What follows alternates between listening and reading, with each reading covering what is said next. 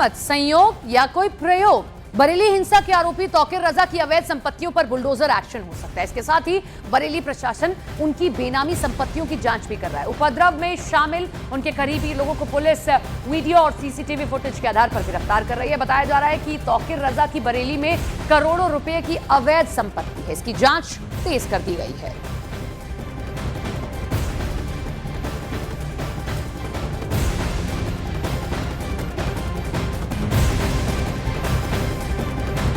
Bulldozer action Uttar Pradesh में जब ऐसी कोई घटना हुई है तब बुलडोजर एक्शन, बुलडोजर गरजता हुआ दिखाई दिया है। और अब यही लग रहा है कि जिस तरीके से बेनामी संपत्तियां हैं उन पर शिकंजा कसता जा रहा है।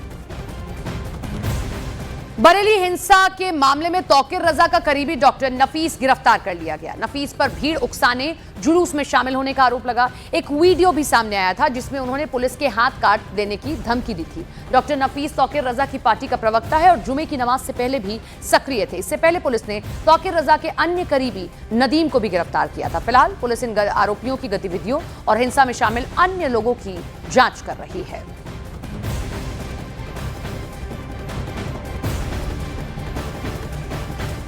बरेली हिंसा में बड़ी खबर आ रही है। डॉक्टर नफीस को गिरफ्तार किया गया है। डॉक्टर नफीस वो शख्स है जो तौकीर रजा का खासम खास है और तौकीर रजा की तकरीबन 40 से ज़्यादा दुकानों को वक्फ की संपत्ति बताकर वो यहाँ पर किराया वसूलता था, ऐसा आरोप लग रहा है। हालांकि ये प्रॉपर्टी को जिसे सील किया गया था एक दिन पहले नगर निगम के द्वारा, उसे वक्फ का बताया जा रहा था और वहाँ पर लोगों ने वक्फ के कागज़ भी दिखाए थे। लेकिन सूत्र बता रहे हैं कि तौकीर रजा उसका किराया वसूलता था और उसका किराया वसूलने वाला और कोई नहीं बल्कि डॉक्टर नफीस था जो वहीं पर रहता था।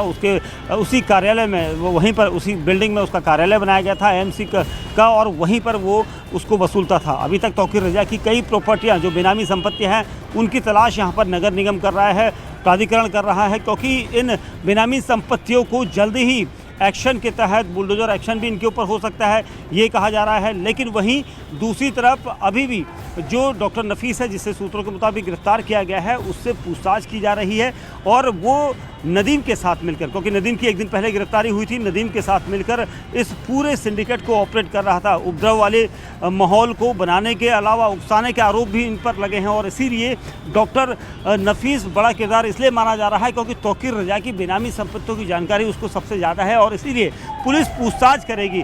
ये भी कयास लग रहे हैं कि क्या नगर निगम बुलडोजर एक्शन जल्द भविष्य में करेगा, तो इसको लेकर एमसीडी कमिश्नर ने न्यूज़ 18 इंडिया को ये बताया कि कुछ अभी समय लग सकता है क्योंकि अभी ऐसी कोई कार्रवाई नहीं होगी, लेकिन भविष्य में ऐसी कार्रवाई हो इसको लेकर उन्होंने मना भी नहीं किया है।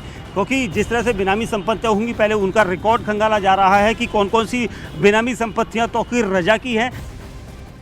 देहरादून में आई लव मोहम्मद पोस्ट पर आपत्तिजनक कमेंट से बवाल खड़ा हो गया। मामला पटेल नगर इलाके का है जहां आरोपी की गिरफ्तारी के बाद से सैकड़ों पुलिस थाने के बाहर जुटे हुए हैं। भीड़ ने नारेबाजी शुरू कर दी, सड़क जाम करने की कोशिश की, पुलिस ने समझाने की कोशिश की लेकिन हालात बिगड़ गए। माहौल तनावपूर्ण होते ही पुलिस ने लाठीचार्ज कर भीड़ को तितर-बितर किया और इलाके में कॉम्बिंग शुरू कर दी।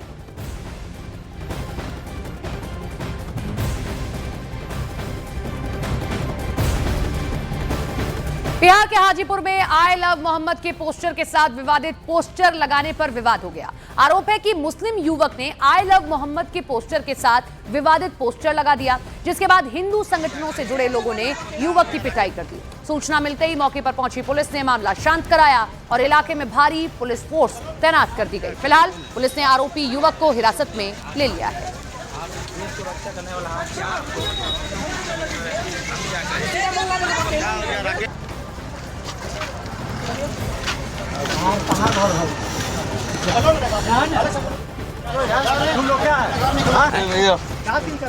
हम लोग क्या बोल रहे हैं, वही बात हम कर रहे हैं। ये सूचना प्राप्त हुई थी कि जड़वा जो टाउन थाना अंतर्गत जगह है वहाँ पे एक जगह कुछ पोस्टर लगाया गया, विवादित पोस्टर, उसका सत्यापन किया गया।